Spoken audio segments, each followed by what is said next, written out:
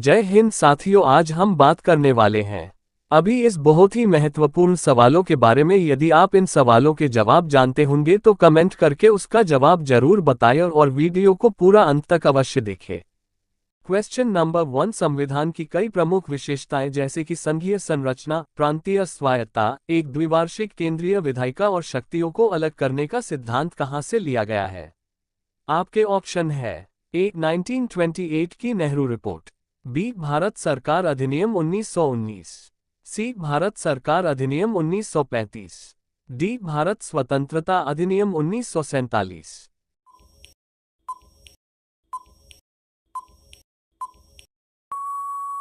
सही जवाब सी भारत सरकार अधिनियम 1935।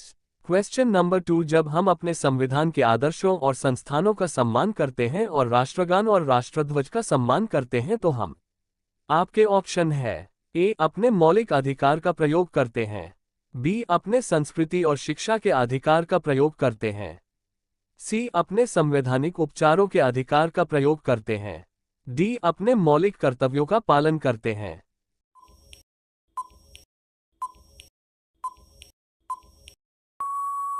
सही जवाब डी अपने मौलिक कर्तव्यों का पालन करते हैं।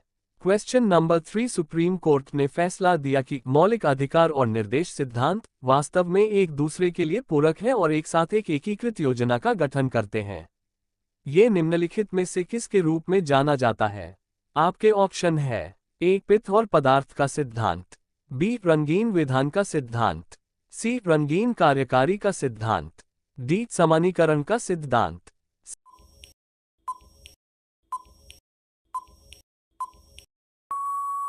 सही जवाब डी समानीकरण का सिद्धांत। क्वेश्चन नंबर 4, राष्ट्रपति किन परिस्थितियों में अंतर्राज्यीय परिषद बना सकता है?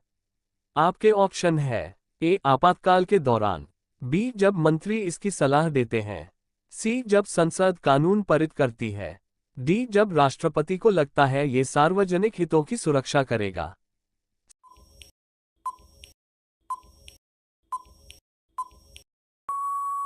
सही जवाब डी जब राष्ट्रपति को लगता है ये सार्वजनिक हितों की सुरक्षा करेगा। क्वेश्चन नंबर 5, निम्नलिखित में से कौन सा संशोधन विधेयक एंग्लो इंडियंस को लोकसभा और विधानसभाओं के नामांकन को 10 वर्षों तक बढ़ा देता है? आपके ऑप्शन है ए 107वां संविधान संशोधन, बी 108वां संविधान संशोधन, सी 109वां संविधान संशोधन, डी 110वां संविधान संशोधन।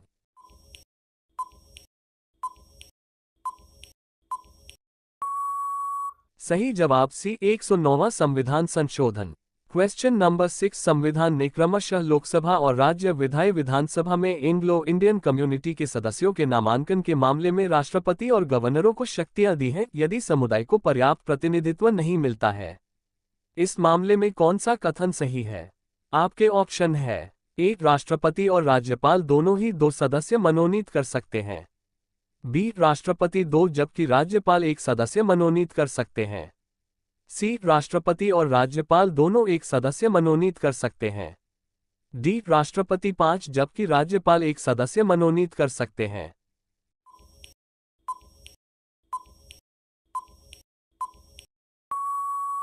सही जवाब बी राष्ट्रपति 2 जबकि राज्यपाल 1 सदस्य मनोनीत कर सकते हैं।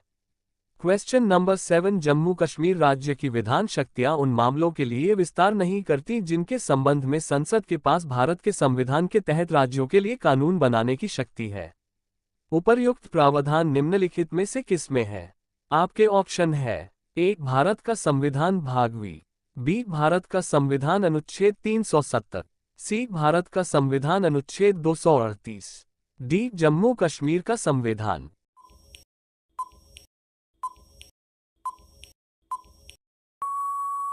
सही जवाब डी जम्मू कश्मीर का संविधान।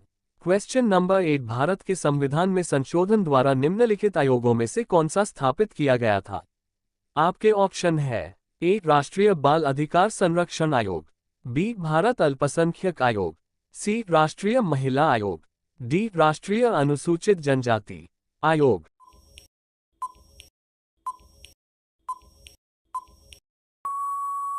सही जवाब डी राष्ट्रीय अनुसूचित जनजाति आयोग। क्वेश्चन नंबर 9, एक संविधान संशोधन विधेयक पेश किए जाने के बाद राज्यों में से आधे से कम नहीं होने वाले विधानसभा द्वारा अनुमोदित होने की भी आवश्यकता होगी, यदि वह संविधान संशोधन विधेयक निम्नलिखित से संबंधित है। आपके ऑप्शन है ए केवल 1, बी केवल 2, सी 1 और 3, डी 1 और 2।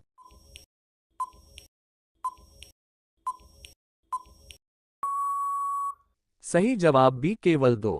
क्वेश्चन नंबर 10, यदि चुनाव के दौरान चुनाव प्रत्याशियों की संख्या 64 से अधिक हो जाए तो चुनाव आयोग क्या करेगा?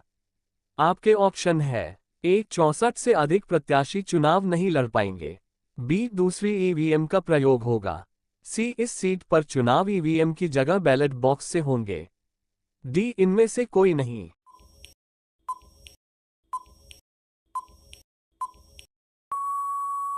सही जवाब सी इस सीट पर चुनाव ईवीएम की जगह बैलेट बॉक्स से होंगे। क्वेश्चन नंबर 11, 3 प्रमुख राजनेता कौन थे जिन्होंने गुटनिरपेक्ष आंदोलन को आरंभ किया था?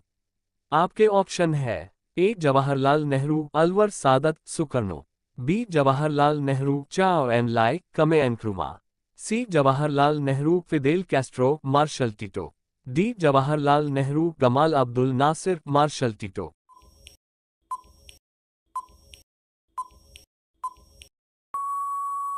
सही जवाब D Jawaharlal Nehru, Gamal Abdul Nasser, Marshal Tito. Question number 12, निषेधाधिकार वीटो की शक्ति का उपयोग कर सकते हैं? आपके ऑप्शन है ए संयुक्त राष्ट्र सुरक्षा परिषद के सदस्य, बी संयुक्त राष्ट्र सुरक्षा परिषद के स्थायी सदस्य, सी संयुक्त राष्ट्र सुरक्षा परिषद के अस्थायी सदस्य, डी संयुक्त राष्ट्र महासभा के सदस्य।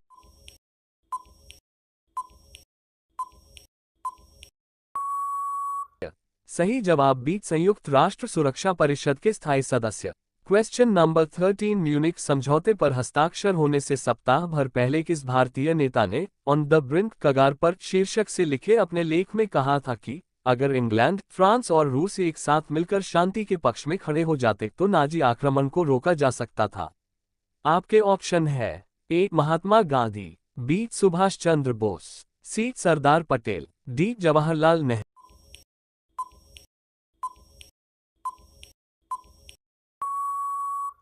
सही जवाब D Jawaharlal Nehru. Question number 14, अपने संबंधित क्षेत्रों में संघ और राज्य विधायकों को सर्वोच्च बनाया गया है और उन्हें अन्य के लिए आरक्षित क्षेत्र पर अतिक्रमण नहीं करना चाहिए।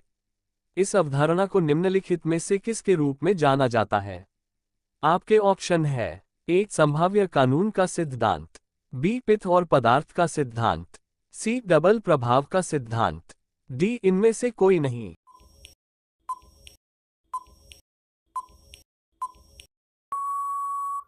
सही जवाब बी पित्त और पदार्थ का सिद्धांत। क्वेश्चन नंबर 15, राष्ट्रपति चुनाव के लिए मतदान करने वाले इलेक्टोरल कॉलेज में कौन होते हैं?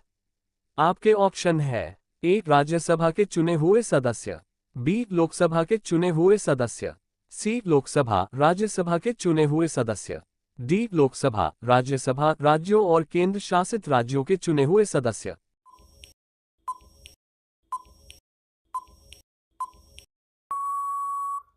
सही जवाब डी लोकसभा राज्यसभा राज्यों और केंद्र शासित राज्यों के चुने हुए सदस्य। क्वेश्चन नंबर 16, राष्ट्रपति की शक्तियों के बारे में निम्नलिखित में कौन सा कथन सही है?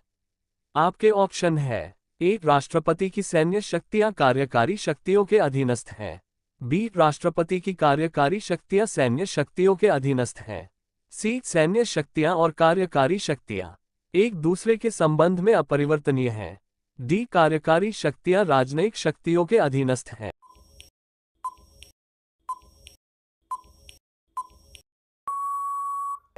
सही जवाब एक राष्ट्रपति की सैन्य शक्तियां कार्यकारी शक्तियों के अधीनस्थ हैं।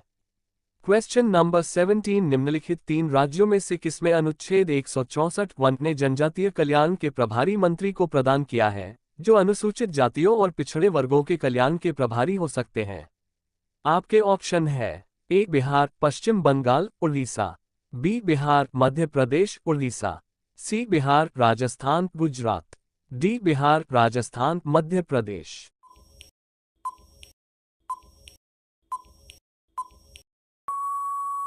सही जवाब B Bihar, Madhya Pradesh, Orissa. Question number 18 इनमें से कौन सा केशवानंद भारती बनाम केरल राज्य 1973 का परिणाम था? आपके ऑप्शन है। ए प्रस्तावना संविधान का अंग है और संसद में संशोधन का विषय है। बी प्रस्तावना संविधान का अंग है और संसद में संशोधन का विषय नहीं है। सी प्रस्तावना संविधान का अंग नहीं है और संसद में संशोधन का विषय है। डी प्रस्तावना संविधान का अंग नहीं है और संसद में संशोधन का विषय नहीं है।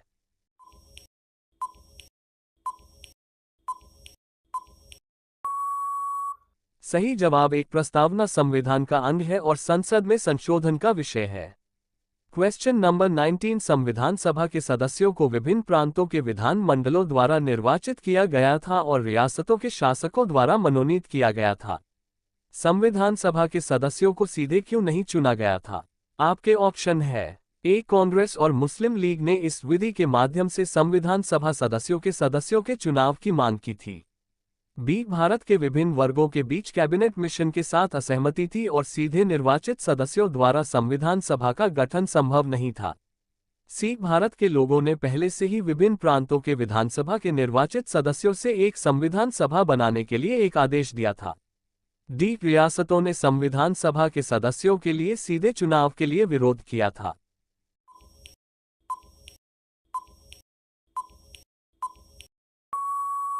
सही जवाब बी भारत के विभिन्न वर्गों के बीच कैबिनेट मिशन के साथ असहमति थी और सीधे निर्वाचित सदस्यों द्वारा संविधान सभा का गठन संभव नहीं था।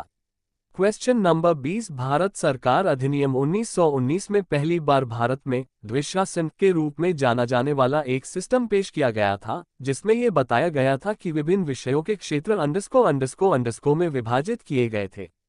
आपके ऑप्शन है। ए केंद्रीय विषय और प्रांतीय विषय, बी आरक्षित विषय और स्थानांतरित विषय, सी निहित विषय और अवशिष्ट विषय, डी सामान्य विषय और समवर्ती विषय।